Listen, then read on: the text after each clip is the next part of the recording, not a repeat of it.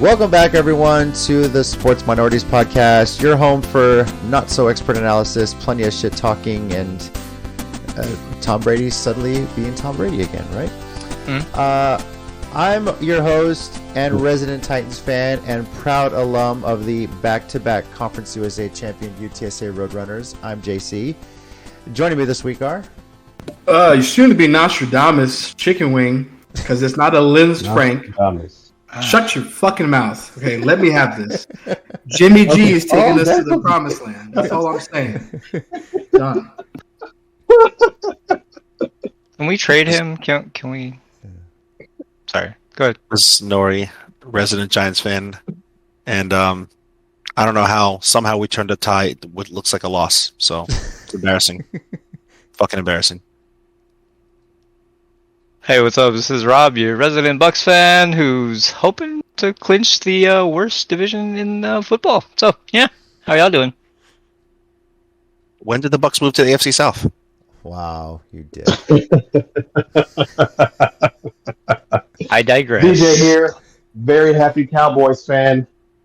Today we're going to have another great edition of showcasing how inept the Broncos offense is, starring Russell Wilson and Nathaniel I Can't Fucking Hack It. Let's ride, JC. All right. Hey, don't be that team that gives them these 12 touchdowns. That's all I'm saying. Don't be that team. Yeah, we have to get 9, 10, and 11 first. Yep. Yeah, dude, come on. Well, this is a special episode of the Sports Minorities Podcast. We're going to have our first interview, guys. Joining us for this week's episode is Tremaine Spears. Tremaine, say hello, man. How you doing? So, for those who are not familiar with Tremaine, he is a baseball player. Most recently played at Southern University, prior to that, University of Louisiana, and is currently in a draft league right now. But really, just I kind of want to do this a bit. I've been wanting to do this on the podcast as well, just kind of getting interviews with athletes. I know Nori and everyone's been trying to get Mike White since he was a third-string quarterback for the Jets, but. Tweeting that man every day. Yes. Tweeting him every day. But Tremaine, you have a unique perspective, of course. You came up, you were recruited, you played at two universities, one of which was an HBCU, and kind of wanted to really just kind of get your backstory. So obviously you grew up playing baseball. We'll start first there. Who your favorite team was, and what were some of the players you idolized growing up? So I started playing baseball when I was 7 years old after we moved up to Pine from New Orleans. So started off playing baseball, was really terrible. I actually got into watching baseball with my grandpa, and he was a big Yankees fan. So I always liked to bet against my grandpa. And this was, if I'm correct, this was a series that Boston was down 3-0 to the Yankees, and they came back. So ever since then, I was a Boston fan. Back when they had 2004. Manny Ramirez and David Ortiz. Yeah. And we got a Yankees fan on this podcast, too, so I'm sure he loves hearing that. But I mean, they can't do nothing in the postseason anyway. It's true. It's true. Hey, good job on signing Judge, though. Yeah. No, I'm sure 9 years is great. 9 years of mediocrity. Now I might as well just be a Cowboys fan. Just sign up for more mediocrity. Good. Who needs the World Series, right? It's okay. I'll just put on my Blu-rays. It's fine. It's okay. Stanton to hold down left field for you still. Oh yeah, about 50 games in the season. Yeah. Stanton, the epitome of health. Absolutely. Yeah.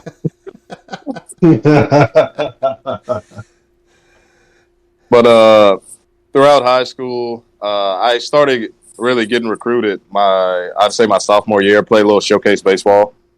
Not like how I was talking to somebody the other day. Like showcase baseball now is completely different from where I played. Like we would go to colleges, play Friday, Saturday, Sunday, go home. Now I see that people are leaving on Tuesday and playing Wednesday through Sunday, going back home and then doing it all over the next week for 8 weeks. But like that to me is insane. The way baseball has become in the summer, like that you play more games in the summer than you do in high school ball. Like you can't tell me all those games are meaningful. But just going back to that, playing baseball. I played at UL my sophomore summer, and that's really where I got my first look at with them. And played well there. Hit a couple home runs there. After that, went and played at ULM, Southeastern. Went and played Mississippi. Flew up to Atlanta to play, and I played with Team USA. So in Louisiana, I went on a visit to Southeastern, ULM. South Al gave me a call, and then it was Lafayette, and I committed to Lafayette before my junior season. What was it about? Lafayette. It's University of Louisiana now, but it was Louisiana Lafayette back then, I believe, when you were recruited. What was it about that school that separated it from the other ones that recruited you? I don't know if y'all know who this guy is, but his name is Tony Robichaux. So if you don't know anything about Tony Robichaux, go look him up after this podcast. One of the best people, best person you'll ever meet. Well, Coach Robe, he was a guy that cared more about you as a person than he did as a baseball player. But that's how he tends to get everything out of the guys that he coached. When I got to Lafayette, it was more about making sure we handled our business, dotted our I's, crossed our T's, versus being a flashy team and this type of gear or something like that. He was more worried about you as a person, making sure you're handling your business off the field. Obviously, you got to travel a lot, played some big facilities. Ultimately, why did you decide to transfer to Southern? I believe it was a grad transfer year, right? You graduated and they were able to transfer. Yeah. So throughout my career at Lafayette, my junior year, Coach Robichaux actually died of a heart attack. Oh, man. So after he passed, we came in. Matt Deggs came in. Me and Coach Deggs at times really didn't see eye to eye. And after our meeting, we decided for both of us that it was probably best for me to go somewhere else to play. So, and that was the COVID year when everything got shut down. So it was really limited on where we could go because they gave everybody an extra year back. Guys hit the transfer portal before we had our exit meetings at Lafayette. So a lot of teams were full. I actually talked to Carrick Jackson, who's the head coach at Memphis now, but he's the one that originally started the MLB Draft League. But while he was at Southern, me and him had a talk. And really, it's what sold me to come to Southern was Carrick, because Carrick had really all the mannerisms and, I guess, personality that Coach Robe had. When it comes to really caring about you as a person before being a baseball player. Right, for sure. Was there any other places you looked at besides Southern? I was looking at Kaiser University, Missouri Southern, and I wanted to go to Western Florida as well. I want to say Western Florida is a D2 school, but if you look at their facilities, you wouldn't know it. I want to say Western Florida a couple years ago came here to Louisiana and beat McNeese in football, actually. Nice. McNeese is no pushover, too. That's a good school. No. Especially. Yeah. All right, so 2 years at Southern. I believe y'all won the SWAC championship back-to-back in baseball. They won it in 19. I wasn't there for 19. They didn't play it in 20, and we won it in 21. And we lost the championship last year in 14 innings. That's right. Like I said, last season. Hell of a run, man. But leaving Southern, obviously you're in the draft league now. So you have a unique perspective in that you got to see college at, just a D1 mid-major level, and then you see it in HBCU. And a lot of the news that's come out recently has been about Deion Sanders. He was the coach the last few years at Jackson State on the football program. And I'm sure you've heard about it. He highlighted a lot of things that the HBCU doesn't have that other big colleges have. And yes, in your experience, would you say that's true? 100%. I mean, let's honestly, I went and did my research for it. At Louisiana, we have batting cages. I think it's 4 cages down the right field line. You got 2 hitting tunnels to bring on the field. You got plenty of bullpens for both sides. Locker room, numerous amount of jerseys, unlimited batting gloves. The amount of stuff that you get is not even comparable on top of what they do for the athletes. When I was at Lafayette, I don't think I had to pay for a meal throughout the week. The only thing I worried about was Saturday and Sunday. Like they made sure they fed us all the time. We had a protein that we needed. We had dietitians, our strength coach in there. Like it was ran just like any other program that you would think. Like if you go to LSU, it was ran just like that. But you had everything in there that was needed. At the time when I first got to UL, I think we had like the biggest training room, and then LSU built another one to take over. Of course. Yeah. But like it's like going into the training room, like you have like I want to say it was 8 head trainers, and then you have student helpers all around us able to help you. Versus we come to Southern, where, and this is the thing that still blows my mind, that Southern's won 28 conference championships, and we're still hitting underneath the bridge. Like we don't even have anywhere for us to really hit, and it's technically that's public property right there for where we hit at. Yeah.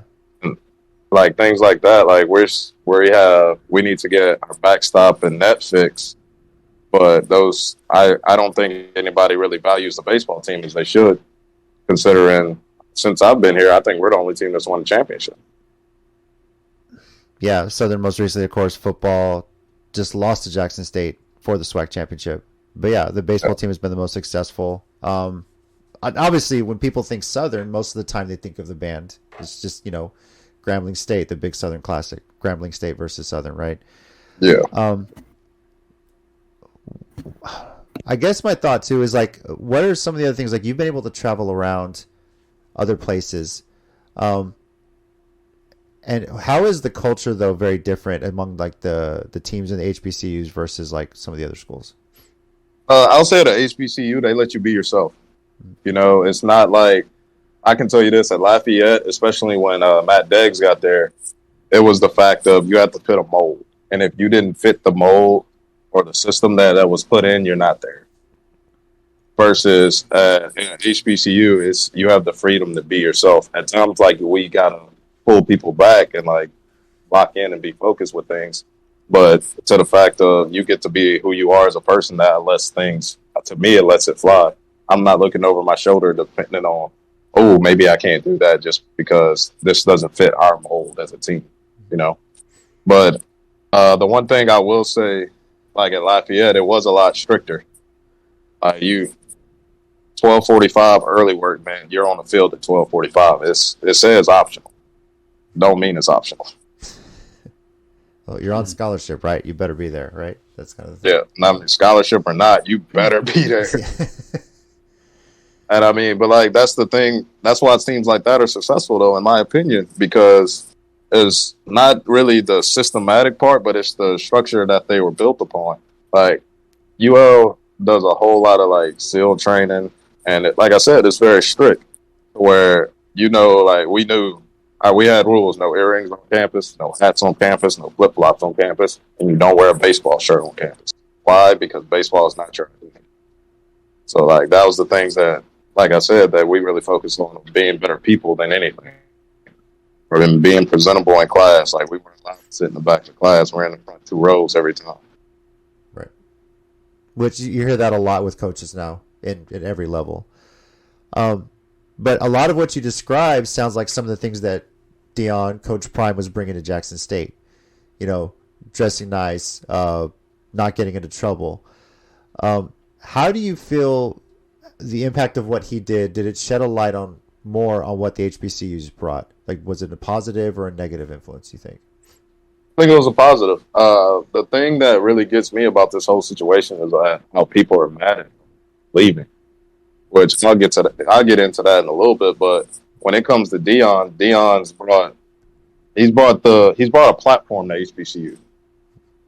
Because we all knew about the SWAC, but nobody really valued the SWAC like they do now. But nobody brought the platform that he did and brought the eyes that he did either. Like, you have celebrities on the sideline watching their games now. Like, multiple YouTubers out there just trying to video and post their stuff. But nobody's been doing that. And now, I think, if I'm correct, I thought Deion was supposed to put on, like, an HBCU combine. Yeah. Just for all the players. Like, but they all are mad at him about going to Colorado, but those are the things that he's done that shed the light and brought the light back on HBCUs, that they actually are NFL players at these schools, but people just have to look.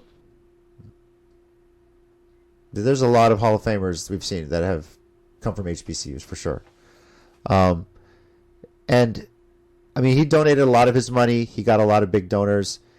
Do you feel like in his time there, obviously it's been an impact on Jackson State, but has that influenced other like SWAC teams in general? Like, have you seen an uptick in like maybe some donor money at Southern or other schools since he got there trying to compete? So if we've gotten donors, I couldn't tell you, but it's the fact of people want to help, but people are terrified to help because they don't know where the money goes after they write the check. That's like I saw in an interview where Deion was talking about he was supposed to get a percentage of the ticket sales. After 30,000, he's supposed to get a percentage. Deion played. I'm pretty sure he played a sold out game, damn near every game this season. But somehow the attendance was never over 30,000 when the stadium sits 60. So the money's going somewhere, but it wasn't going to him. And that's the biggest thing is like people are terrified to see where their money are going. Like if I'm correct, I think we had a donor that donated to us, and somebody didn't disperse their check right, so he asked for all his money back. And I mean, that's the scariest part about really and with a HBCU, because if you ever hear somebody complain about an HBCU, it's not about the school. It's not about the school as in like being in class or anything like that. It's about financial aid and being in the registers. That's literally like, especially with me, that was my biggest complaint about being here. Like I'm just always waiting on something that should have been done a minute ago. Versus you go to a school like Lafayette, that's not happening. I've never had to wait on to get to me or anything like that. And on top of that, they're checking in to make sure it got to you. Besides our coaches, and that's why like I take pride in our coaches. Like they're the only ones that actually check with that. You know, and I feel like if you don't, especially at a HBCU, if you don't stay on top of that, then you're not going to get it. So it sounds like they need to invest more in like just people that are going to hold them accountable, but they don't really want that, right? It's they just want to. It's the norm. Like I'll put it to you like this: if you see somebody, if you're busting your ass at work, and you're making the same as somebody who's sitting on their ass, what are you naturally going to do just from human nature? There's no incentive to continue to grow or to move up because you just see what they're doing. One thing that I will say from my personal experience, I've attended some college softball games. You know, I've been to games UTSA, being here in San Antonio, but I've also attended Southern versus Texas Southern, and even in that it was just a huge difference. UTSA has a small softball field. You know, I've been to softball games there. I've been to softball games at University of Texas, but then when I went to Houston to see Southern play Texas Southern, they had to rent a field at a public park to play that, which is some shocker to me. Some schools don't have fields. Like Texas Southern, their baseball team, they play at a public park. Mm-hmm. And I mean, that's just the nature of HBCUs. I mean, I don't think really people know what's there. Like out of Texas Southern just had 2 players drafted in the last 2 years. Cam Fields was one of them. I forget the name of the player that was drafted last year, but he went to the Nationals. And it's the fact that people don't understand that there is talent at the HBCU level in baseball. That's why I'm happy what Ken Griffey Jr. is doing, trying to get the HBCUs to the All-Star game. I just wish he would have done it a year earlier, but it's all good. I will say this though, going to a game between a SWAC teams, there's a lot more shit talking that goes on between the dugouts back and forth for sure. Oh yeah, no, that's what we thrive off of. It's fun, like because if you really look at us after the game, like I have especially with Grambling. Grambling is the worst one. I don't know why. Never understood that part, but Grambling, like we talk the most shit between them two. But after the game, we're all cool. It's really just obviously getting everybody's head, make each other mad, but we're all cool after the game. Like when we went to the All-Star game up in Atlanta, everybody that was there, we're all laughing, talking about the things that we said and did. Mm-hmm. Like it's honestly a great time, but it's just one. It's like if you're not mentally tough, it's going to be hard for you to play. It's like because people think that it's just you suck. No, it's coming at you way harder than it's starting at your mom and your dad and then your girlfriend. I got a question. Who had a problem with Deion leaving? Just curious. I didn't. To be honest, I was kind of expecting it. I didn't think he'd do it after 2 years. But I kind of expected it. Like, you didn't have to worry about like his experience level. You didn't have to worry about like him not having the college coaching experience. So like, yeah, I was kind of looking forward to seeing him move up, especially to a bigger program. So. Yeah, the thing with like I want go ahead. I didn't have a problem with him leaving either, and I'm not shocked that he did it. You know, you get an opportunity to coach at a Power 5 school.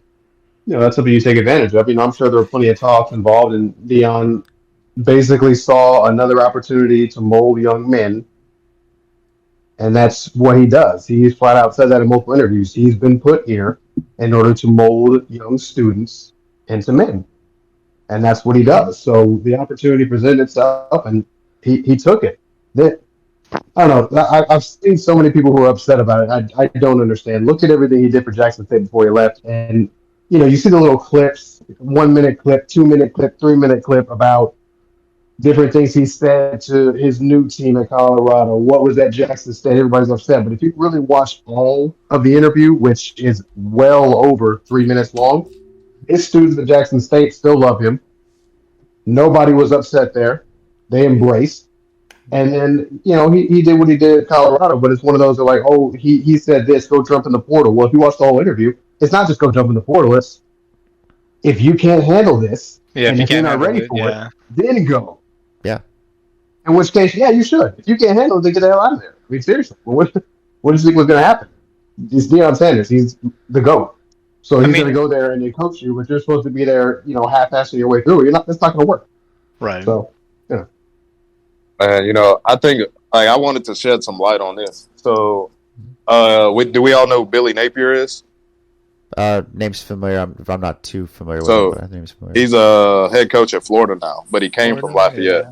Okay. So Billy spent 3 years at Lafayette. First season, let's see, I have it all written down. He went 7-7. Second season went 11-3. Last season went 12-1.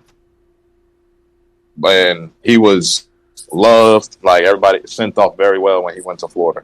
Billy was making like $2 million a year, and then when he went to Florida, now he's making 7.1. Yeah, but like it's the fact that Billy is in the same business of Deion. Like if you actually listen to anything that Billy Napier says, it's the same thing. But then you look at to me, it was so disrespectful for how even Jackson State fans acted during the championship when they played a song basically telling Deion to leave. Like this, you're telling a guy who made really $150K a year because he gave away half of his salary. Yep. He's not getting it. He's not getting the incentives that he said. So really, all he really making money for is his endorsements that he has. That's what he's really making money. Deion was there for 3 seasons. The COVID year, he was I want to say it was 4-3. Then what was it? It was 4-3. He went 11-2, won the SWAC, but lost the bowl game. And then this year they're undefeated and going to the bowl game. Like the man has brought so many platforms to Jackson State now and back to HBCU not baseball, football, and we're mad about that. We're mad that a man like as he said, he elevated and went from $150K to a $5.6 million contract. Like that simply just doesn't make sense to me. And the fact that people are actually mad at that, because I promise you, if the shoe is on anybody else's foot, they're doing the same thing. Facts. Oh yeah, I would leave for that kind of pay raise. Right? Mm-hmm. But you make a point of it. Like what I remember the most about it is when he first got there, he highlighted a lot of things that were wrong. I mean, something as simple as putting last names on the back of the jerseys, which really up until he did it at Jackson State, you never saw that at any FCS school. And I don't remember if you guys had him on your baseball jerseys or not at Southern, but no, but you had him at Louisiana, I'm sure. And that's kind of just something like that. Like they worked just as hard as everybody else to get to that point. But he shed a lot of light on it. He got the #1 recruit in the country to come to Jackson State of all things. I was about to say that you got this is the first 5-star recruit to go to a HBCU. Yeah. And then meanwhile you have Jimbo Fisher getting supposedly the top recruiting class, and he doesn't even make it to a bowl game this year with Texas A&M. So A&M. yeah, A&M, and do you see how many people entered the portal from A&M?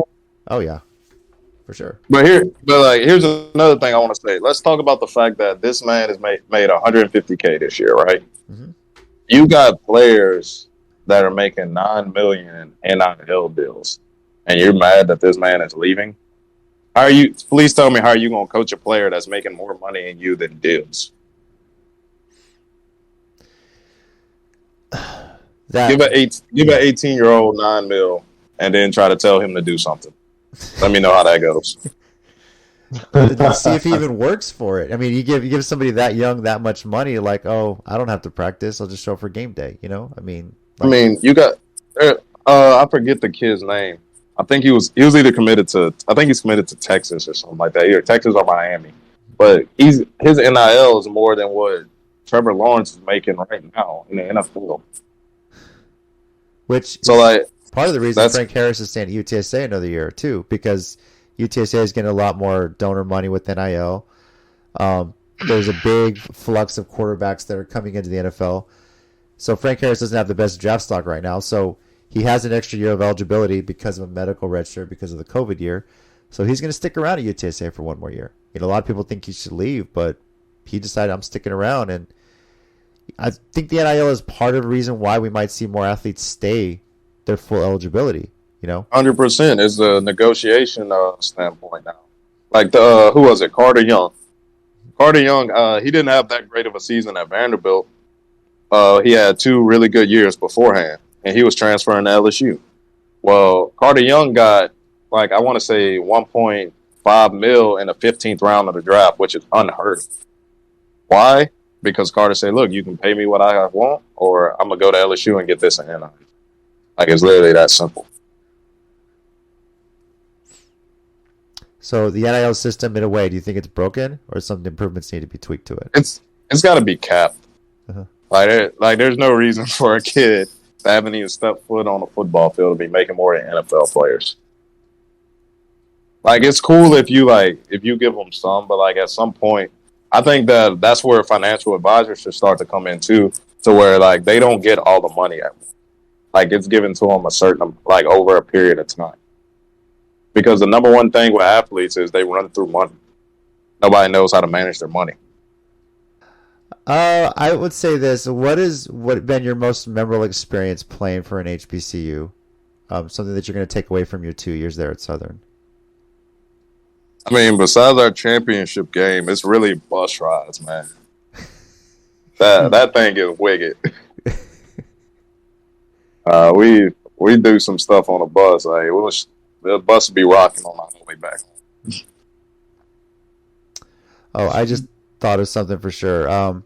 One reason I think why Deion also left, and this might be a hindrance, the SWAC champion can't play for a national championship. Yeah, and that's kind of the weird limbo thing where the SWAC, they're technically an FCS team, but they're tied to a bowl game, right? The champion of that conference has to go play a bowl game.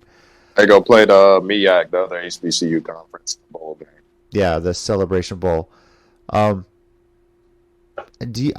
curious though if they weren't tied to that, if they were eligible for the FCS playoffs, which are going right now, and I think a lot of people think Jackson State could win the national championship if they're in that.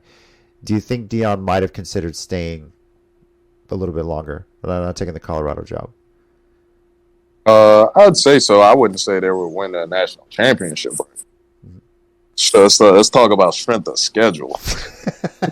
But no, I think that factors in as well. Being able to do that versus playing for a bowl. I mean, that's why you see players tend to opt out of bowl games. It's at that point they're like, nah, I'm not risking it. Yeah. especially if they have high NFL prospects as well. So Yeah, I mean, if you go 7-7 and you make a bowl game, that's just like a participation trophy. Like nobody wants to play in that game. That's why you see so many people on it. Makes sense. Yeah. Which is interesting because you have, I think somebody from Ohio State, one of their top receivers, is opting out of playing in the playoff for that reason too. So he's not even going to bother with the college football playoff at this point. So, yeah. Well, Tremaine, I appreciate you coming on. Any social media you want to plug? People know where to follow you. T_town14 on Instagram. That's it. That's it. That's all I got. And you're in the MLB. Is the MLB draft league or just the draft league in general? Yeah, it was MLB draft league. Yes, sir. How is that for those who aren't familiar? How is that a little different from, I guess, any other like minor league baseball league? Really? It's really connected. Like I said, it's actually sponsored by MLB. So like all the guys that we have there, like Jed. I don't know if you know who Jed Jerko is. That was my manager. Like we got all these ex-pro managers that's there helping us and teaching us different things. It's really more of a development thing, getting in a pro ball instead of like just throwing you out there to the wolves and being like, hey, if you don't do this in these 5 games, you're going home. Mm-hmm. So like it's really like I'll say a stepping stone to getting into like big boy ball, really. Have you had a lot of pro scouts coming to look at you too, or talk to a few at all? I wouldn't say me in general, but our team up there, yeah, because my team won the league. Nice. Now, you mentioned, of course, you're a Red Sox fan. Obviously, the biggest buzz has been about the Yankees re-signing Aaron Judge. But the Sox made a big signing as well, getting one of the top talents out of Japan. Wanted to get your thoughts on that too, aside from the Kenley Jansen signing him for 2 years before that. So we need more than that. I mean, they're looking at trading who is it, Bobby Dole back. They got to sign Xander back, which the way that's going, it doesn't look very good. So we got to find a first baseman. We got to find a shortstop. It's wild up there in Beantown for sure. And pitching was the really like we had a bad bullpen. Chris Sale came back for 1 or 2 starts and then got hurt again. Broke his pinky on a comebacker. Like there was a point last year during the season that Boston got hot and they were in contention, and then it was just like the air just got taken.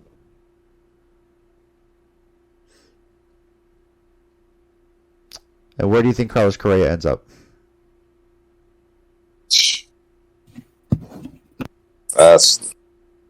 That one's between Jesus. I don't know about that. I didn't think Correa was ever going to leave Houston, to be honest with you.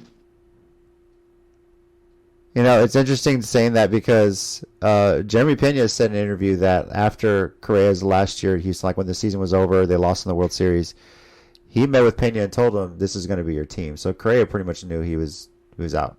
You know, Houston wasn't going to pay him what he thought he deserved. So, and then, you know, he signed with Minnesota. I knew that was going to be like the way the deal was structured. Like he's going to treat every year like a free agent year. You know, yeah. He gave himself some leeway in case he got hurt, but you know, it's crazy for that one because like even with like the scandal that happened with Houston and cheating and all that, like notice nobody stepped forward like Correa did.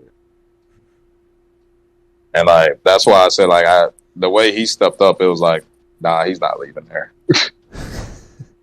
Like no shot. But I mean, people do some wild things. I mean, to be honest with you, I didn't think Judge was going to go back to the Yankees. I thought he was going to San Francisco.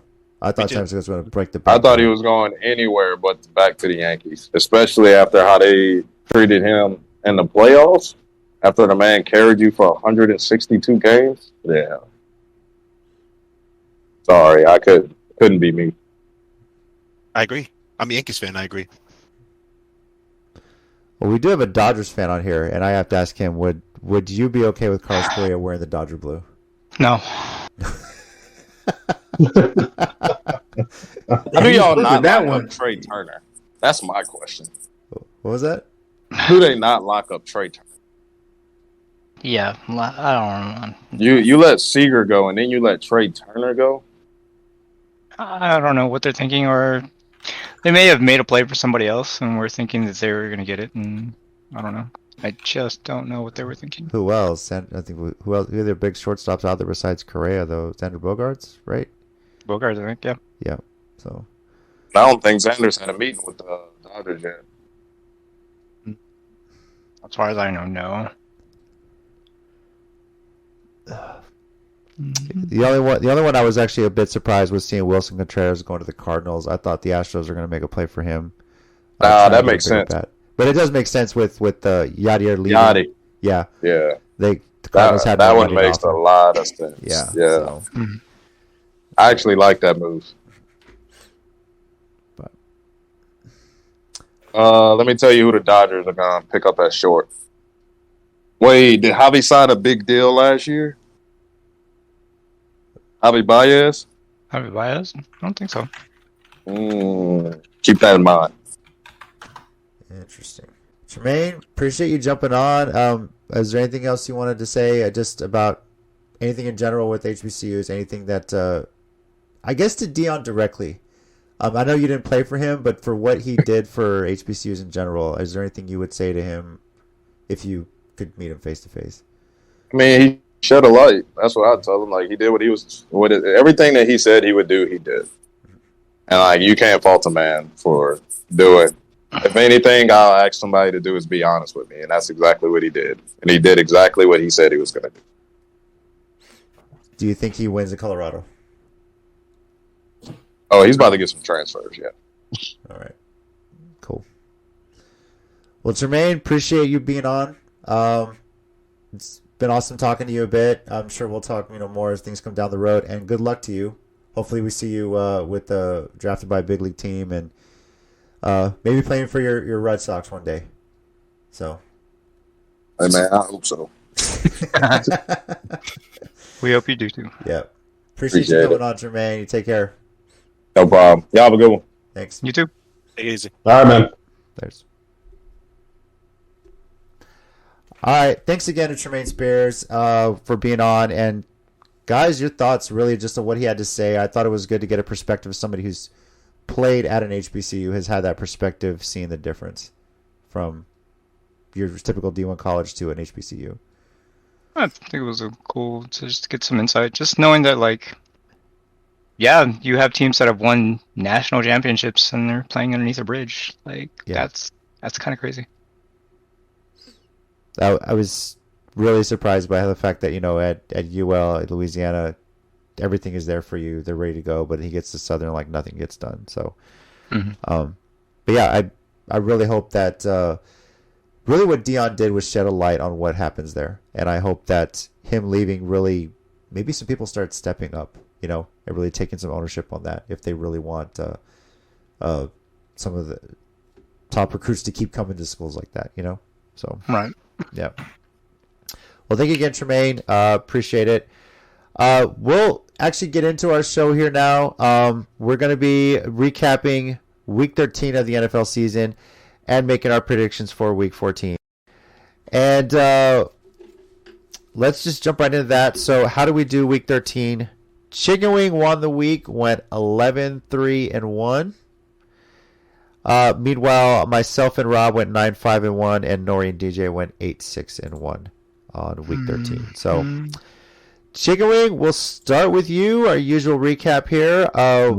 Biggest regret you had, pick-wise, and any team that surprised you this past week in the NFL season? Blah, blah, blah, blah, blah, blah. No, I don't have any regrets. I really don't. That's what I hear when you talk. Yeah. I agree. Anything that surprised you this week, though? I'm really trying to cuss this man out. What was the question again? I was focused on not cussing the man out. There. What was the biggest surprise from the week in the NFL season for you?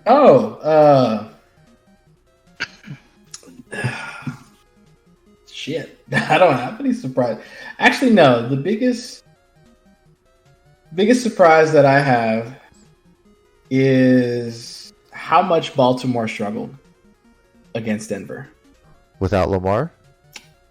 I want to say without Lamar because even last season, when what's his face was a QB, Huntley. Huntley. That's right. Tyler Huntley. I couldn't think of the name for some reason. When he was playing, he didn't struggle as hard as he did on Sunday against the Broncos. So that was more of a shock than anything. But like pick wise, all of them were educated guesses, and most of them hit. Pittsburgh kind of surprised me, but kind of didn't. I think they're just playing for Tomlin because they don't want him to have a losing season, which I respect.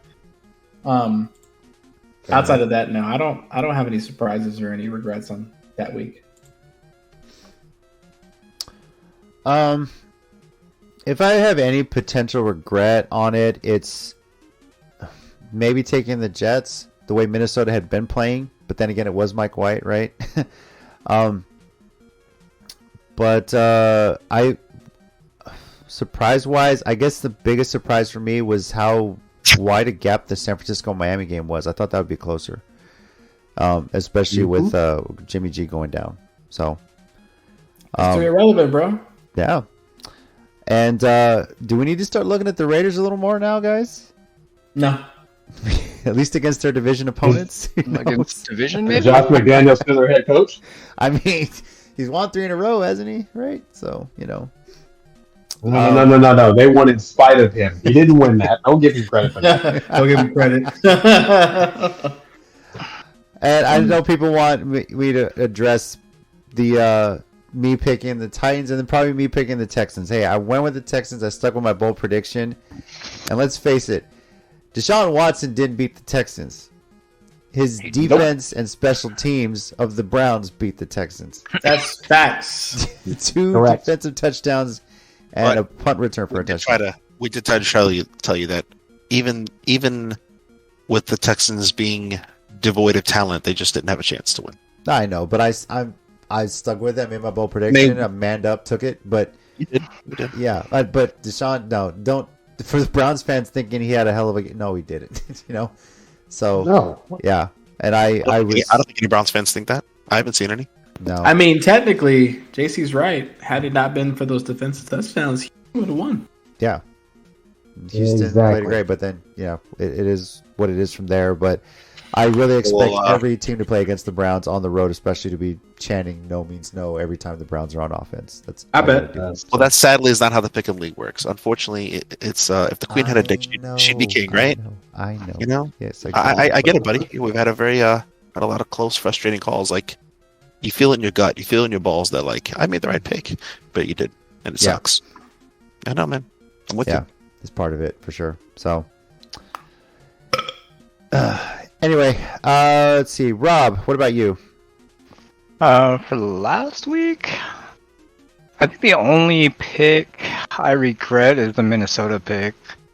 Like, I get we're on the hype with Mike White and everything, but like, it's Minnesota and they are the number 1 in the North over there. My surprise, Cincinnati pulling it out without Joe Mixon and Sam, was it Kareem? Just going off and just like, no, I'm not getting tackles. I'm just going to carry you for a couple more yards. I'm like, okay, cool. Thanks. Great. Yeah. Fun fact, Joe Burrow's 3-0 against Patrick Mahomes. Which is the reason why crazy. Yep. And they had the same exact score in the AFC Championship game, 27-24. That is hilarious. It's not just Burrow, too. I think the Bengals have beaten the Chiefs, like, what is it now? 7 of the last 8 times they played? 7 out of 8, yeah. So. And they've been doing it with, like, injuries, like, to every major. Yeah. I was like, man. Every major position, yeah. It's just crazy. I was like. No, first of all, let's talk about how injury riddled Green Bay is, and they still have real estate in Chicago. In Chicago? I mean, is Aaron Rodgers starting for Green Bay against Chicago? This man hurt his ankle last week. Yep. Broke a rib. I was like, doesn't matter. I'm playing against Chicago. I'm playing. I'm starting. I'm like, that's it. Yep. Man, cool.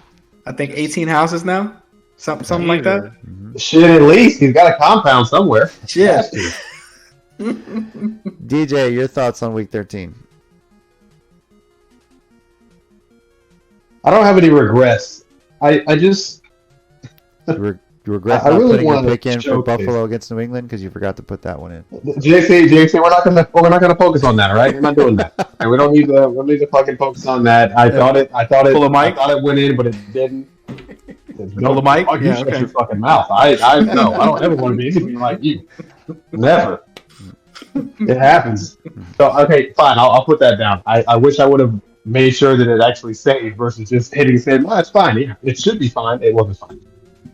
I really want to showcase how bad do you have to be offensively to go against a Ravens team who loses Lamar Jackson in the first quarter, but you can't get more than 9 points. Seriously. That game is right there for the taking. Hey, Lamar Jackson's out. Good luck, Russell Wilson. We'll get you a win. Nope. The defense played great. The defense actually gave you the ball twice. Like, hey, here, Russell, we'll help you. We have 2 takeaways. This is for you. Russell's like, okay, cool. I'll get you some field goals. That's it. It's embarrassing. It's an absolute joke to watch them play football. But that's no regrets. And the surprise is that the Broncos couldn't beat the Ravens without their franchise player and the best player on their team. That's my surprise. It's the story of the Broncos season. They have one of the best defenses in the league, but one of the worst offenses. Yes, they do. Yeah. Yes. Yeah. It's like a pitcher getting no run support, basically. So, Nori, finally your thoughts on Week 13. I regret my laziness because I felt good about all the picks. I was just really fucking lazy with the Bears because I forgot that Aaron Rodgers was going to start. I thought he wasn't, and I forgot to double check. So I definitely would have changed my pick. I did not think with obviously Rodgers and the Bears backup, but they would have had a chance. My biggest surprise actually is Minnesota beating the Jets. I honestly thought Jets were going to beat them, and then they lost by 5. So I actually do not regret that pick. And that was a bigger blowout too until the Jets fought back as well. So I don't think that's a game Jets fans should be too upset about. So. Yeah, no, exactly. Like if they would have got blown out, they would have lost like fucking 40-3 or some shit like that. Then oh god, that's bad. Like Minnesota did. But yeah, the Jets have some. They have some fight with them, and I really like what they're doing with Mike White for his started 3 total games ever. I really like what they're doing with him, and how I'm still a huge fan of him. You mentioned it when we started this podcast how a tie felt like a loss, and honestly, with the way that Washington has been rolling, do you feel like that was a better result though than what it could have been? No, because we had that game won 3 times in the fourth quarter. Two of those things were mistakes on penalties. One of them was a ridiculous pass interference that shouldn't have been, and the whole bar just absolutely, screamed and lost their shit because it was really unbelievable, like how the refs seemingly bailed them out, or it was just incompetence. I'm not sure which one makes me sadder, but the way they had momentum, we should have won. We should have shut them down, but there's just too much of a talent deficit, and I'm proud of them that despite the talent deficit, as not only just talent deficit, but how injured we are, we just tied a team that beat Philly. So I'm not too mad. I was more just, disappointed with the Giants, but it is what it is. We're 7-4-1, and I'm really happy where they're at. It does feel like a loss only because the NFC East is so fucking competitive right now, and we're still in the wild card race, which right now, if the playoffs ended, we'd be playing 49ers. No, thank you. So we need to change that up. That But to be on the other side of that, you effectively kept Washington out. Ty, just saying. Actually, if they lose or tie at their last game at the end of the year, then New York is out because of the tie. Well, no. I'm They saying still gotta play again one more right time, now. but yeah. The playoffs ended yesterday. Nori actually kept them out. So I'm just saying. And to be fair, that game was called down the middle. I see no mistakes in the refs call. Thank you. What the fuck are you talking about, Mike? I don't even give a fuck about the Giants, and it wasn't called down the middle. Lord have mercy. goddamn zebras, man. The ties are always interesting in a playoff race because sometimes those half wins are just enough. Like a team clinches a playoff spot by a half win, Facts. Yeah. So, of course, they could just miss out by half a win. It's possible too. And they play again in 2 weeks. So what if it ties again? That would be insane. I don't know. I did not realize that ESPN updated their standings. Effectively, officially, Bears and Texans are out of the playoffs. Out of the playoffs. Yes, Mathematically for the out. second year in a row, the Texans are the first team officially eliminated from playoff contention. Congrats to all the Texans fans out there for that one. Woo, all two of them. Yes. Yes, sir. And the Bears followed behind shortly afterward, too, becoming the second team eliminated officially from playoff contention. So, Yay. Yep. Yay. Yep. So, I think it's safe to say that the Texans are on the road for the number one pick and are probably going after what's his face from Alabama, quarterback Bryce Young. Bryce Young. There we go. Yeah. So, Yeah. So right. just throwing this out there for Russell Wilson, we were laughing about him earlier. He's cost Las Vegas on prop bets alone over $3 million. Yes. Well, you know what? He's taking that shot out of his pocket because he doesn't deserve that money. Isn't that the value of his home right now with the 12 bathrooms? 12 bathrooms, only 8 touchdown passes. I mean, like, if the Mafia is involved in this, like, dude, just keep... They're coming for him. They're coming for him, because, like... They're coming for him.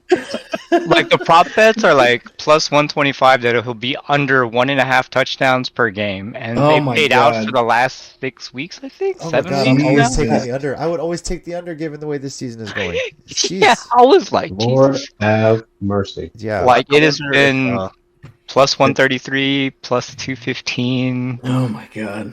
Like, Jesus, how much money are these people making right now? I don't feel like if Russell doesn't put up enough touchdowns, CR shouldn't put up all summer. At least not to him. Not to him, Wow. like...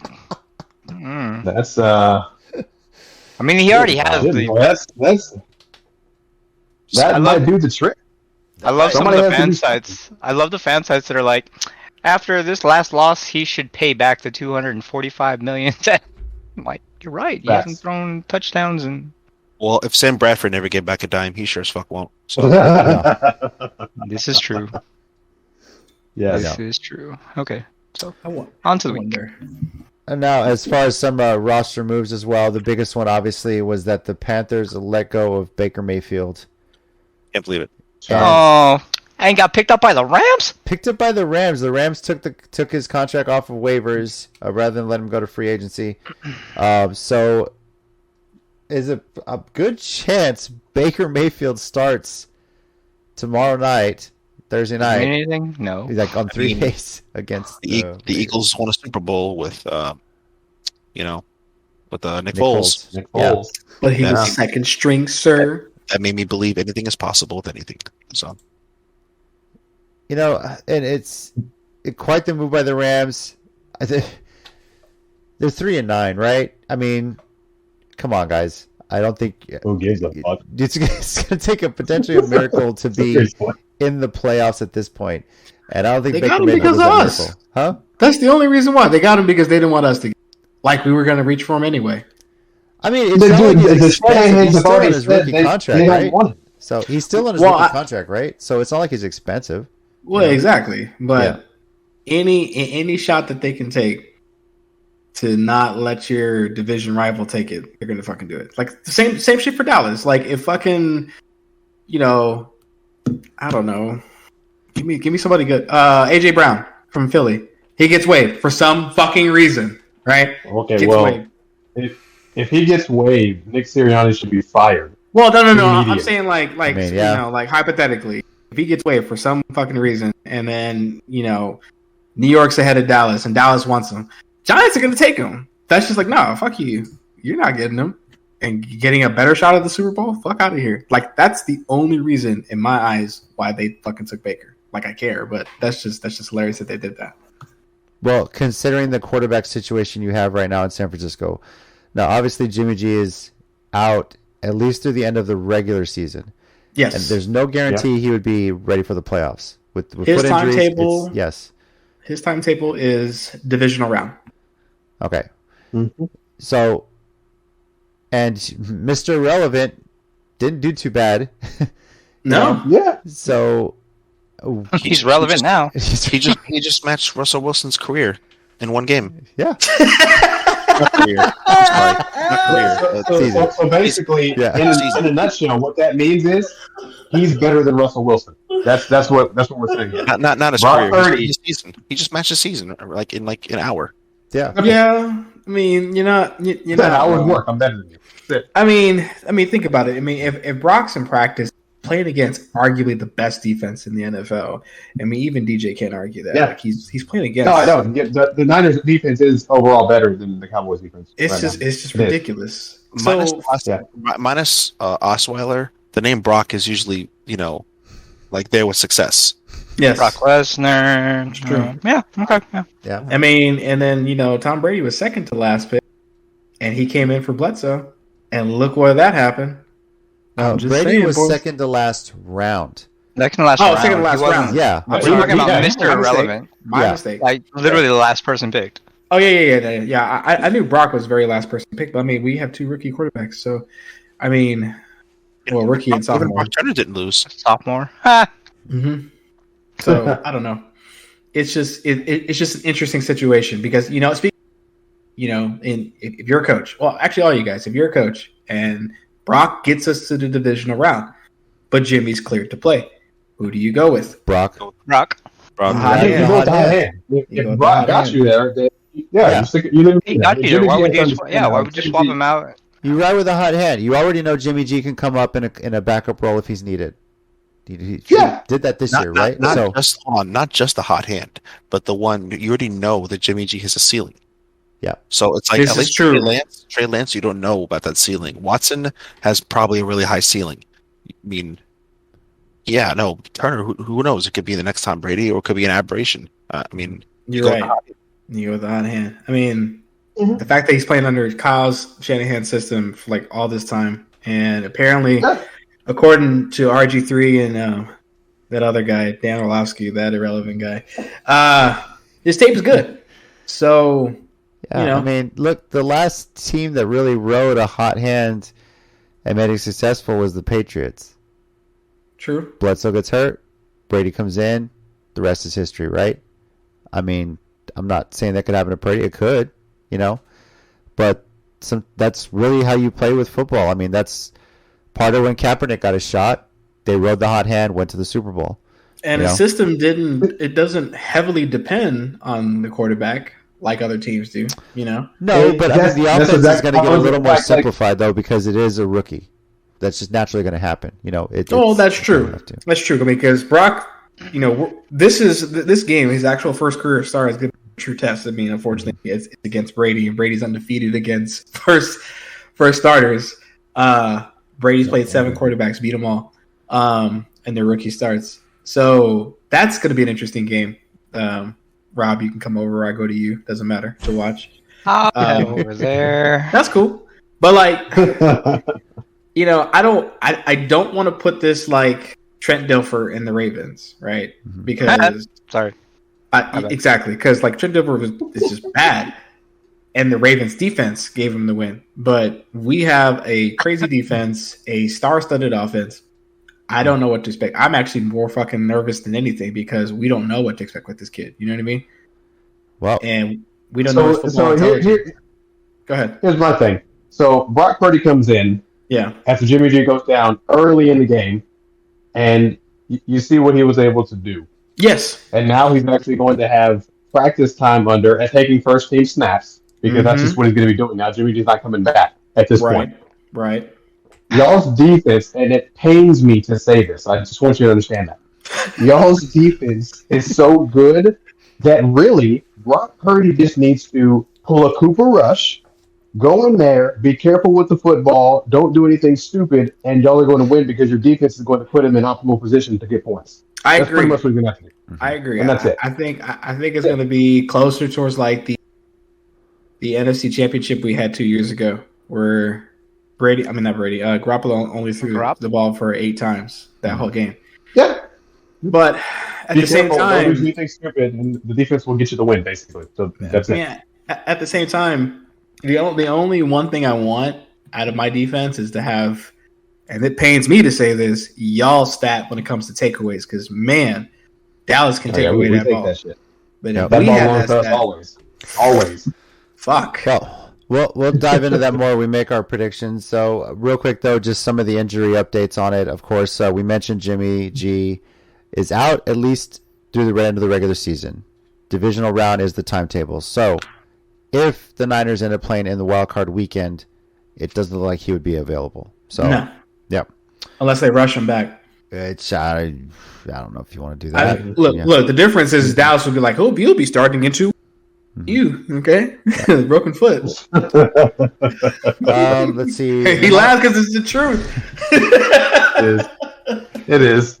Lamar Jackson ends up being a PCL sprain. He's out anywhere from 1 to 3 weeks. So he's at least going to miss this week's game. Trevor Lawrence is going to be suiting up this week. Who are the other major injuries? Von Miller. Yes. Aaron Donald. Update on his. Now, he's been out for... He was originally put on IR before the Thursday game. They thought, okay, miss at least the 4 weeks. But when they actually got in there, they thought it was going to be a minor surgery.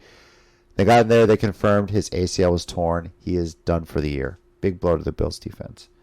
So, let's see. What's up with Aaron Donald? I didn't hear anything about that. I don't know. Good question. Did you know, DJ? You said his name. I did, because when I was looking at the games coming up, I just saw across the ticker that Aaron Donald is hurt, but it didn't say what. It just said he's out this week. I mean, as if it matters. The Rams, everybody's injured on the Rams, basically. It doesn't okay. matter. So you just saw the injury report. Mm-hmm. Okay. Yeah, and he's I'll on look for it. Yeah. Go ahead, guys. I'll look for it. So, yeah. So those are kind of the major ones that people have been worried about right now, especially at the quarterback position. I think the Ravens specifically escaped with something that looked pretty serious on the field. I mean, Lamar could not even walk up the stairs to get to the locker room. He needed help for that. So it's the things you take for granted, right? So, well, let's get into our Week 14 predictions for the NFL season. Now, the pick order is going to be Chicken Wing first, JC second, Rob third, DJ fourth, and Nori fifth. And this is the final bye weeks of the schedule this year, and there are 6 teams on a bye: Atlanta, Chicago, Green Bay, Indy, New Orleans, and Washington. So let's start it off with the Thursday night game, and it is the Las Vegas Raiders heading into LA to take on the Rams, who potentially could have Baker Mayfield starting at quarterback when this game kicks off. The Raiders actually favored by 6 on this one. Chicken Wing, what do you got? Copy pasta. Oh, fuck, I'm first. Shit. Yes. Damn it. I can't use that strat no more. Nope. I'm going to go with the Raiders. All right. I'm going with the Raiders as well. They seem to be playing better football right now than we expected, right? It's almost like that loss to the Colts woke them up. So, Rob. I'm taking the Raiders. The Rams are terrible. DJ? Yeah, I'm also going to go with the Raiders for the exact same reason. And I imagine, Nori, what about you? He's taking the Rams. We'll just sign anything against Josh McDaniels? Yeah, I think he'll take because fuck us, right? Right, Nori? What? Oh, cool. Thanks. Welcome back. I had to pee. I couldn't hold it anymore. All right. Huh. What's the question? Raiders or Rams for the Thursday night game? What do you got? Definitely the Raiders, because Josh McDaniel has to know that he has a low IQ. So instead of actually, he's just giving the ball to Josh Jacobs, because my fantasy is going higher, so I could tell. Oh yeah, I'm going to go with the Raiders now. Wow. Oh my gosh. That's a miracle. All right. Sunday early games, the Jets at the Bills. And the Bills are favored by 9.5, and I think that's too high. That's crazy. Chicken Wing, what do you got? I'm going for the Jets to cover, but I'm going for the Bills. Okay. He said the cover. I mean, I don't think it's going to be that big a spread, too. They're out Von Miller. They're out, which makes me really. I'm back and forth on this one. I'm going with the Bills right now, too. I think weather's going to be an issue. But man, I'll be second guessing this one up until kickoff because the Jets beat the Bills earlier this year, right? Yes, they did. They did. Yeah, so in warmer weather. These are winter tough. teams. They play in this shit. Listen, I'll wait till I have a very easy thing. Wait, I'll make it go with easy the for Bills you for now. to make But it to me. Rob, go ahead. What was this again? Sorry. Oh, we're doing a Sports Minorities podcast. Jets and Bills, dude. Oh, yeah, that's right. It was supposed to be. That's Robert. My bad. I'm taking the Bills, of course. All right, DJ.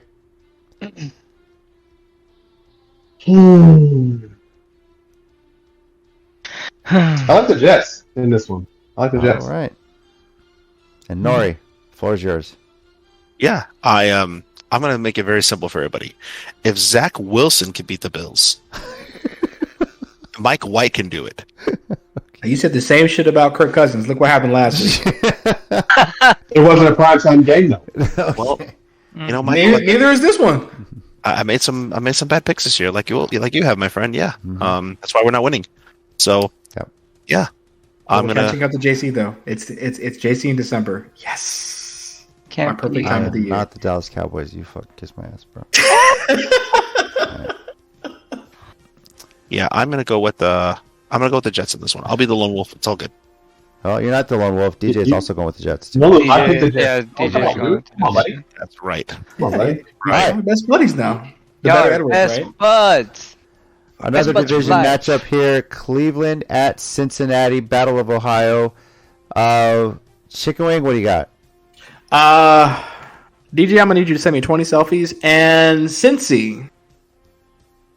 Cincy, okay. I'm going with Cincy as well. Watson. Okay. Yeah. No, I'm serious. 20 Bengals are selfies. going to destroy Deshaun on this one. Rob, what about you?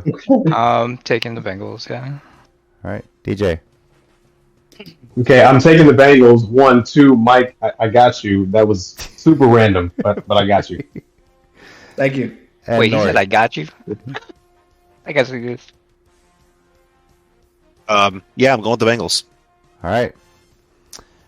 Now, DJ, you're going to pick this one first. It's the Battle of Texas. The Cowboys hosting the freshly eliminated from playoff contention Houston Texans with the biggest point spread of this season.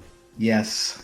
And that may not be enough because Dallas is favored by 17 points Oh my god. after going scoregami on the Colts 54-19. Oh my god. Yes. What's the over under?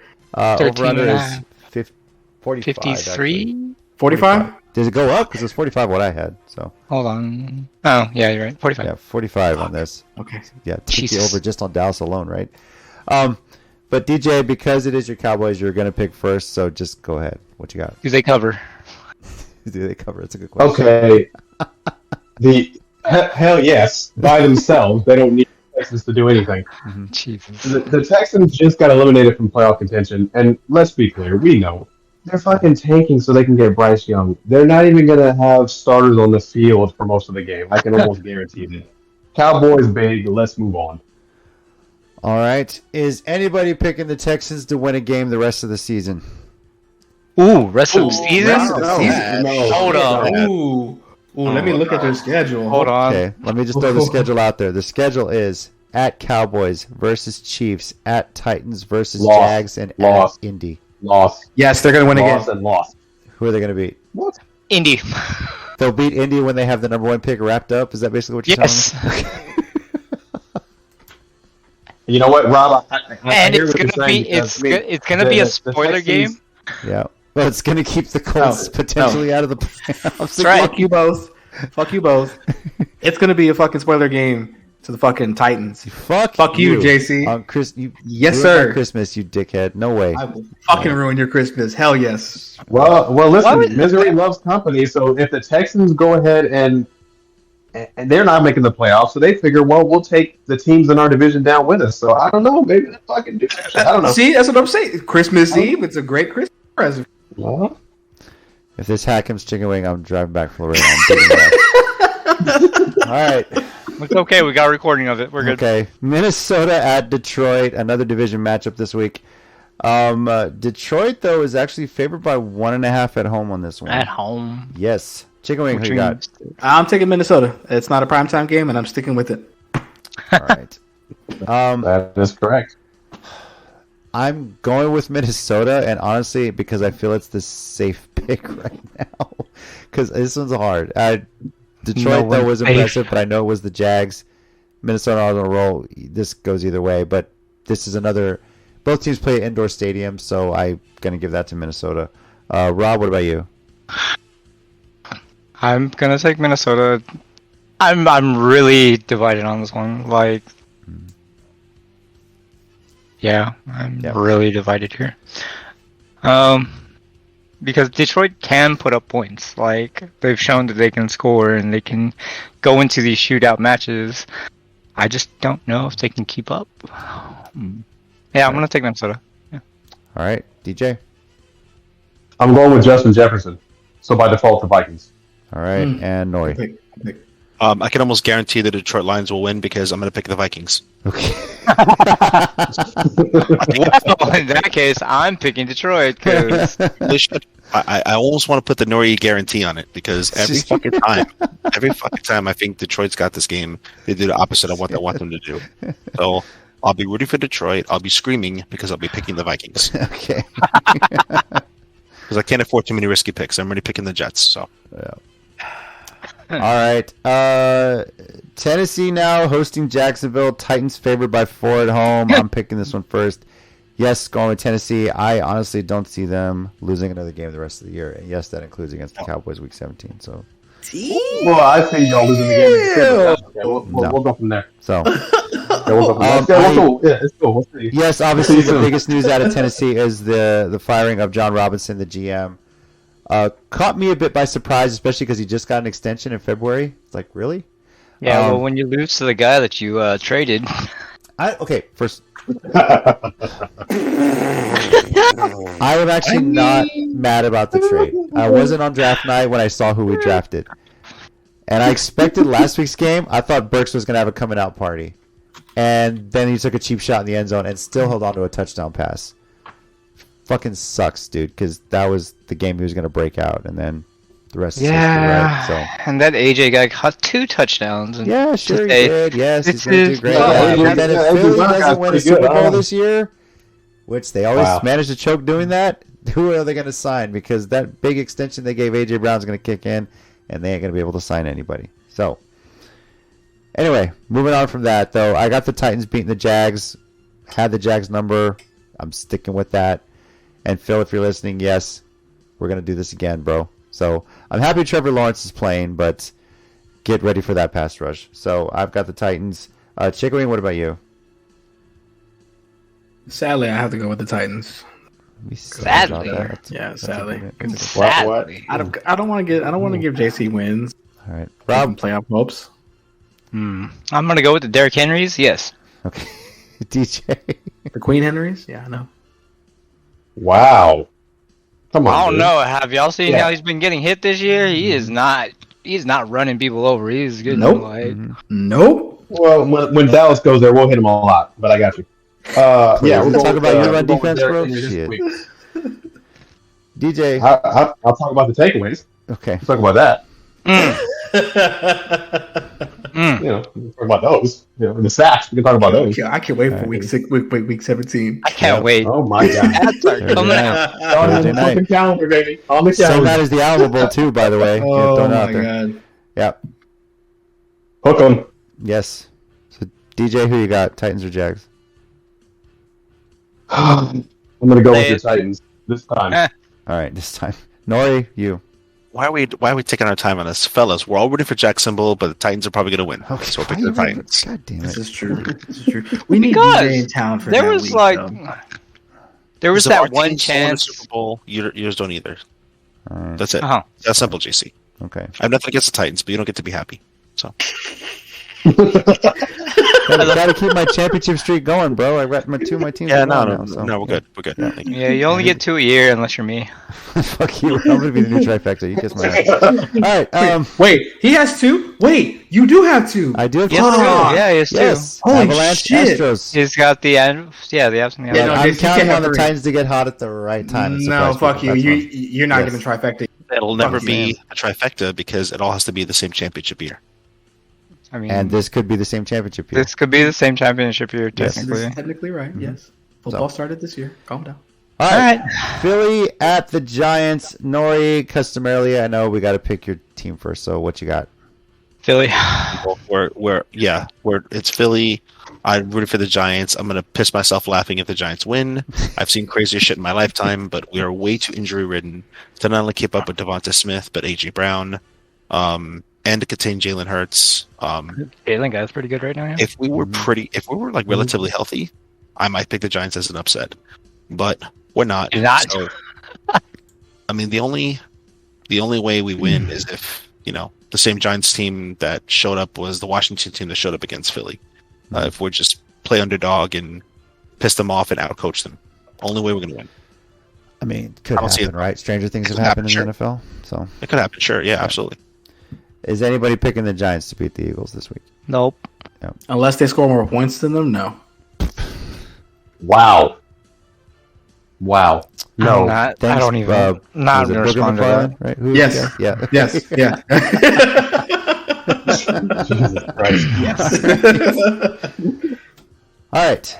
And final of the early Sunday games, Baltimore at Pittsburgh. Chicken Wing, what do you got? Baltimore. Fuck you, Baltimore. I have Baltimore right now, but I might change because the Ravens looked horrible without Lamar. Yeah. That's not an easy pick, actually. This isn't. Yeah. Nope. So this is a potential change for me, but I have Baltimore, I guess, penciled in, so to speak, right now, but that might change for me. Rob, what about you? Take it Pittsburgh. All right. Eh. DJ? I'm actually taking Pittsburgh too because Lamar's not playing. Yep. Copycat. And Nori? Yeah, no, this is pretty self-explanatory, fellas. Like, if Lamar's not playing, I'm going to pick the Steelers. But like Baltimore's defense could. No. Yeah, they look great last week. It's not like What do you mean Baltimore's holding? You're fucking with me, right? they're not playing the Broncos every week, bro. That's the Steelers this Exactly. week. You think about it. We're not going to give Baltimore credit for their defense last week. We're going to give Russell Wilson credit for being trash. I had the biggest smile when he said that. I could just see it. He had the biggest. Hey, guys, their defense is just fine. Baltimore's Their biggest great. I thought you were cereal for a minute. I'm like, wait, what? Man, God, I was cereal, guys. No, I wasn't. Sorry. Okay. All right. Well, speaking of that amazing Denver. Broncos offense, they're hosting Kansas City this week. Sunday late afternoon game. Kansas City favored by 9 on the road. Anybody picking the Broncos to beat the Chiefs? I'm picking the Chiefs. Okay. I'm picking Russell getting one touchdown closer to his 12. No, not even that. Damn, that's mean. Wow. Okay. Nah, I'm taking the under in Vegas on that one. Whatever Hey, it is. for all of y'all that do prop bets, take the Take the under. Russell Wilson touchdowns. Take the under. It's paid out the last 7 weeks now. Even if it's 0.5 touchdown passes, take the under. Take the under. Yes, take the under. Yeah, has he not? Don't forget they round up for the under. So That's true. We don't endorse gambling here. Sports not at all. Not Not at at all, all. Not at all. So, all right. In other states. Minority matchup. Rob's Tampa Bay Buccaneers head to San Francisco to take on Chicken Wings 49ers. So they will pick this one last. I'm going to go first here on this one. I would have heavily considered taking taking Tampa had San Fran lost last week with Purdy coming in. But Purdy didn't look too bad. San Fran's at home, and I'm sorry, the NFC South is just horrible right now, and so I really think this defense is going to shut Brady down. So I've got San Francisco winning this one. DJ, what about you? Yeah, I'm definitely going with the 49ers, and it doesn't even pay me to say it. Tom Brady cannot outrun this pass rush. He barely even runs. He's in serious trouble. All right, Nori? I'm definitely going with the 49ers. I think minus Rob. You know what? This might honestly qualify as anybody picking the Bucks. Yeah, it is a minority matchup, so we kind of have to do this whole ordeal. It is. Yeah, just saying, it does qualify. Robert. It is, but Rob, you're picking this one first. And you might have an argument here because someone said it earlier. Tom Brady has never lost to a rookie quarterback. So, yeah, Rob, what do you got? Yeah, but McCaffrey basically isn't a rookie quarterback either because like he's thrown a pass already, so that's so like they don't technically have just one rookie quarterback playing. So I'm gonna go with San Francisco because I love my Bucks, but like they're just the offense is just not there. Like it's just not. Yeah, it's damn. All right. Yeah. And Chicken Wing. McCaffrey has 7 less touchdowns than Russell Wilson. Let me just put that out there, boys. Wow. But yes, Rob's right. It pains me to say it, but like I was really hoping this would be a really exciting game, and I talked all sorts of shit to Mike, but like this is just not the time. Right. Well, I mean, it's like week 1 and everybody was healthy, and Tom for sure. And I think it would be it'd be a real exciting game, but like Michael said, it is Fox's America's Game of the Week, by the way. Just throwing that out there. Don't know why. I guess it's Tom. Anyway, it's Tom Brady. Yeah, I was gonna say because it's Tom. It's single Tom versus that other team, so whatever. Tom Brady's gonna get single Tom versus Tom reincarnated 20 years later. That really boys. So at a later draft spot too. So. Yes, and a later draft spot. That's right. That's right. Mm-hmm. It'd be interesting. Final question before we move on from this. I feel like everyone thinks that the Tampa Bay Bucks are going to clinch or win the division right now. Mm-hmm. They need 2 more wins. They need 2 more wins, but I'm not. Obviously, they're not doing this week. But I feel like with the schedule playing out, they're probably going to win the division. Oh yeah. What will that record be that they clinch the division with? 8 is the magic number. 8 is the magic number. Like I could spent the whole day at work looking at this, and I was like, "What?" I wonder what Asian people do at work when they're football fans. They crunch the numbers and figure out what's going to win the division. Okay, technically, I'm also a data analyst. This is technically my job. Oh my God. All right, Okay. this is me creating spreadsheets and trying to figure this out. Stop it, Robert. That and ESPN has the playoff machine out, so like I was just just messing around and seeing what happens when like the Falcons win or lose, and so 8-9 is going to be the record that wins the Oh, division. 8 and 9. And the worst, wait, that's not even the good part. The worst they can do is go 6-10 and still make it. You mean 6-11? Or 6-11, 6-11 and still make it. 6-10-1 because knowing you would pick a tie in there somewhere. But. You know what? The way this year's played out, Shit, they might do it. Might. All right, final Sunday late afternoon game: Carolina at Seattle. And hold your horses, guys. Carolina has dropped Baker Mayfield, so they may start winning some games here. Chicken Wing, what do you got? Fuck me, man. Say it. No. Say it. I don't want to. Come on, man. Come on, indulge me, Michael. Come on, Mike. Come on. Say it. Say it. King of the West. That's right. All right. I'm not going to go one by one. I just wanted Chicken Wing to say that. Does anybody think the Panthers are going to beat the Seahawks in Seattle? I think so, no. Fuck off. Everyone No. Oh, that was so worth it. Gino's not losing this game. He's not losing this game. Yep. Mm-hmm. All right. Sunday Night Football. Fuck me. Wonderful. You know what? No. Speaking of Sunday Night Football, I am pissed off. Why did our game, Seattle and San Francisco, get moved down for fucking Kansas City and Denver? Why? What sense did that Mahomes make? is playing. Because Mahomes. That's right. Because That's also Mahomes. You know what? That was Noria's flex next playing. week, right? That was the flex next week? Yeah, That was next week. Yeah. We got moved off the Sunday night game, which has playoff implications. Denver. Fuck Russell Wilson. I hope he stays at 8 for the rest of the fucking year. Fuck him. That's right. He might. Let's ride. Wait, hang on a second. What week is that? Is that week 16? Next week. Week 16. Mm-hmm. No, I don't see We're week 13. We're the next game. Oh, I'm sorry. I could be wrong. I think Yeah, it's because I don't see that. Unless you're No, talking about it's week You 17. being wrong is not a surprise. 10. Oh, week 15 maybe? No, because I don't This see. Because week? week 15 right now is the Sunday night game as Giants and Communists. So, Yeah. which imagine a Sunday night tie on that one, right? So, Oh, could you imagine? I'm already imagining it. all right. It's gonna be amazing. Anyway, back to this week, guys. I think what you're talking about is some of the Christmas Eve games got moved around or something. Is that what it was? No, 12:15. We play Seattle. 12:15. Oh shit. Okay. So we got moved to that game. Yeah, you got moved to the Thursday. Yeah, to the Thursday game. Sorry. You know, where everybody in the nation is watching you? Yes. Yes. Oh, For okay. sure. That's Yeah.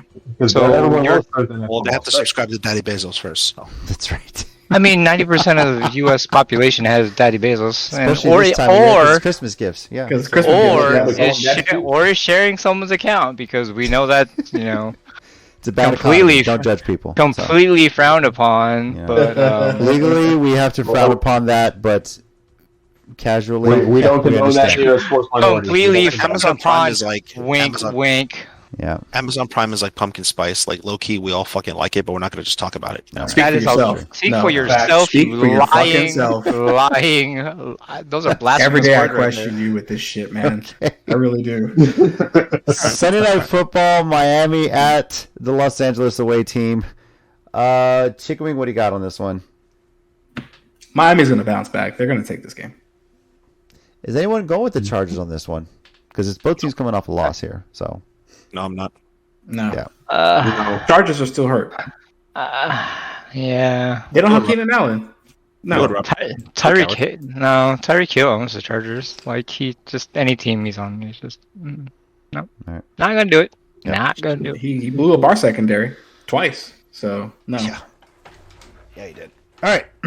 Monday night game, New England at Arizona. And Chicken Wing, what do you got on this one? Pats have a lot more to lose than Arizona does. So, Pats are going to I'm taking the Pats for their playoff dreams to stay alive. Yep. Yeah, I like New England in this matchup as well. I don't see Belichick getting a losing record here out of this one, so I'm going with the Patriots to beat the Cardinals on the road in prime time. Rob, what about you? Call of Duty's due for a patch this week, right? I don't know. Possibly. Haven't found out. I'll look for it though. Patch notes. Yeah, I think there's a patch this week, so I'm gonna go with New England because Damn. All right, DJ? Taking the Patriots in this one. All right, and Nori. I'm gonna go with the Cardinals. Ooh, do tell. Why is that? I like DeAndre Hopkins, and I don't trust the Patriots to be a consistent football team right now. All right. Interesting. All right, well, those are our predictions for Week 14 of the NFL season. Finally, before we sign off, I want to say the college football playoff is out. There was some chaos this past weekend. TCU lost to Kansas State in overtime. The USC Trojans got destroyed by the Utes. The Utes just had their number this year. Yep. They owned USC everyone else in that conference except for I'll say. Utah. And so the committee came out. Georgia, of course, beat LSU. They got the number one seed. Michigan beat Purdue, so they kept number 2. TCU, despite the loss, and I think we said this too, if it was a close loss, I don't think they would fall out. And sure enough, they stayed at number 3. Yeah, overtime. Mm-hmm. Yeah. And then Ohio State jumped into the number 4 spot, leaving Alabama and Tennessee as the first 2 teams out. So, Scrubs. So wait, is this the second year in a row that Alabama's out? no, Bama was in it last year. Alabama was in it last year. They actually lost in the national championship. They lost. You're right. Now, Apologies. quick correction on what I said last week, because the way they set the years up on these playoffs, they say, well, it's the 2024 college football playoff. I'm thinking the new year, right? 2024. Turns out we are going to have one more season after this where it's the top 4, and then it will be the top 12 after that. Yeah, they have to end the contract, don't they? Say again? So, just looking at the AP Top 25, if it were to start this year, Penn State and Oregon would be the last. Yeah, let me. So if they were to start this, so the way it's going to work is when it gets to the 12. So obviously you have the top 6 conference champions, and then the next 6 at-large teams. Now, the top 4 teams, the 4 teams that get a bye, they're all the top 4 conference champions. So, if you were to look at the playoff rankings right now this year, the number 1 team would be Georgia, number 2 team would be Michigan, number 3 would be Clemson, and number 4 would be Utah. Because they run, that's right, conference champions. So they do emphasize conference champions as getting a bye and one of the first 4 seeds. And then after that, you look at the eligible teams and you place them in there accordingly. So you would have TCU at 5, Ohio State at 6, Bama 7, Tennessee 8, Kansas State 9, SC 10, Penn State 11, and then Washington 12. So bullshit. UTSA should be 12. I'm kidding. Agreed. Yes, and unfortunately, Washington would not get in because Tulane won their conference. They would jump that spot, so Tulane would get the number 12 spot. That's crazy, though. Yeah. So we still get ignored. Wow. Yeah. UTSA did end up 25 in the final college football playoff rankings, but because they magically only take one Group of 5 team into the New Year's Six Bowl, Tulane gets the strength of schedule berth. Yeah. So strength of schedule, isn't it? Yeah, strength of schedule. It's how they rank it. The AAC, if you will, is a tougher conference. UTSA could be there next year. As I mentioned, UTSA won their 2nd straight Conference USA championship game. It was awesome experience to be at the game for that one. 41,000 strong. Frank Harris announced today he is coming back for his super senior season, by the way. I think I mentioned that earlier. So he's ready to lead the runners into the AAC next year. And the way to do it. That's right. I love it. So I'm sure NIL money speaks a little bit to that too. UTSA will play Troy, who are I believe they're the Sun Belt champions, in the Cure Bowl on December 16th. That's a Friday night. And that is actually the Sun Belt versus the Conference USA champion. And Texas, for those interested, are coming to the Alamo Bowl December 29th against Washington, the same night that the Titans play the Cowboys on Thursday Night Football. Throwing that out there. So basically no one's watching the Titans, what you're saying? I mean, I'll be. So I'll be watching the Cowboys. Yeah. So Dick. We'll be doing that. Yeah, so. Most of the people will be watching the Longhorns play. Sure. Yeah. So DJ, you're coming to town this month, right? Week of the Cowboys Titans game. Yeah. Yes. So some intriguing bowl matchups out there, of course. The New Year's Six bowl games. Cotton Bowl is Tulane versus USC. Rob, you going to go to Dallas to see your Trojans? I actually might. Okay. If I can get tickets, it just depends. Like without selling an arm and a leg. Yep. Rose Bowl gets the traditional Pac-12 Big Ten championship matchup. Utah versus Penn State. Sugar Bowl is Alabama versus Kansas State. And the Orange Bowl is literally all orange. Tennessee against Clemson. Clemson. I think they need to put a bet on here. Whoever loses this game cannot wear orange for the next season. That'd be they have to wear like a really jacked up kind of orange. Yeah. Yeah. So it is a literal orange bowl on this one. So like that? Yeah. Mm-hmm. You mean like creamsicle? Something like that? Yeah. Oh, next season. Oh, that's right. I can't wait. Y'all do remember I did say next season I'm just becoming a Rams fan. I mean, you know what? Could you imagine if they actually got them this year? And they have the shitty record? Oh, that'd have been just so great. I'm just saying, if they go to the Super Bowl with their creamsicle jerseys without Tom Brady, you never know. You stop that. Okay. Just saying. Just stop. Just stop that. Rob will be a fan again. No, I won't. I will be in LA. I will be an LA fan through and through. Okay. I will be a Clipper. I will be a Charger, and whatever other third teams that I decide to follow because the Kings. Oh yeah, Charger. A Cripper. Or are you gonna stick with the Kraken? Clippers. Oh, Clipper. I thought you said Cripper. I was like, I was going to go with all the away teams. So the Clippers, the Chargers. Yeah. Anaheim, the Ducks. The Ducks. Angels. There you go. See? Oh, breaking news on the free agent wire, Major League Baseball. Oh, no. For 11 years and $280 million, Xander Bogaerts has signed with the Padres. Wow. Yep. So then, what is a big four now?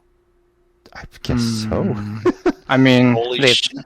Xander Bogaerts to the Padres for 11 years, $280 million. Jesus Christ. Wow. It's like 25 million a year, give or take. Wow. Wow. Yeah. When they said they were gonna go for broke this year, I didn't think they Shit. meant like this broke. Making themselves broke? Yeah. Yeah. I left everyone Ah. pieces here, right? So that's interesting. Cool. Well, next week we'll recap how we did week 14 of the NFL season, make our predictions for week 15, and maybe bust out the playoff machine, guys. Now that the bye weeks are going to be over next week. So, Yes. yep. We can give our first initial look at the NFL playoff machine, make our predictions, how we think the playoffs are going to end up, and see what other free agent signings happen with the winter meetings for Major League Baseball as well. So, do once again want to thank Tremaine Spears for coming on the podcast this week and giving us a little backstory on his career, and wish him all the best of luck in the draft league. Appreciate it. We hope you'll keep us updated on how things are going for you. Once again, I'm JC, your resident Titans fan and proud UTSA alum. Frank Harris, let's go. Lead us to the AAC. Birds up. And let's do it again, man. I'm so happy you're coming back. It is amazing to watch you play live. And I'm extremely happy, too, because the Roadrunners are hosting the Texas State Bobcats next year in the Alamo Dome. And when I told my wife, a proud Bobcat alum, that Frank Harris is coming back, she was just like, well, fuck. Now our Bobcats don't stand a chance, as she thinks. So, anyway, I'm JC, your host. Joining me this week are... Chicken wing. Fuck the Titans. Wow. Wow. Yeah. Okay. That was direct. If the Giants and Washington can tie, I'm hoping that the 49ers and Bucks can tie also. Nobody gets that fun. And on that note, this will be my last year as a Bucks fan. Just throwing this out there because I'm not doing the creamsicle. Nope. DJ here, and if anyone in the Buccaneers organization is listening, because you're losing a fan, if you could just go ahead and put the creamsicle jerseys on, maybe the last game of the regular season, just so Rob gets it one more time, that'd be amazing. Please and thank you. Thank you, everyone, for listening to the Sports Minorities podcast. We'll catch you next week.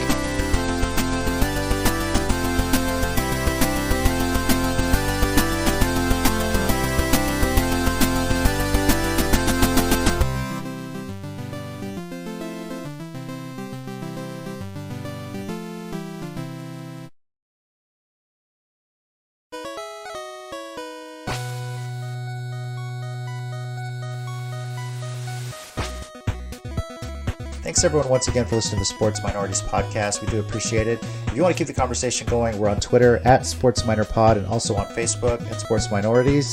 Our YouTube channel, Sports Minorities. Search on there. We live stream every now and then, just some random stuff. And you can also reach us via email, sports.minorities@gmail.com. We do appreciate you taking the time out of your day to listen to us, and we'll catch y'all next time.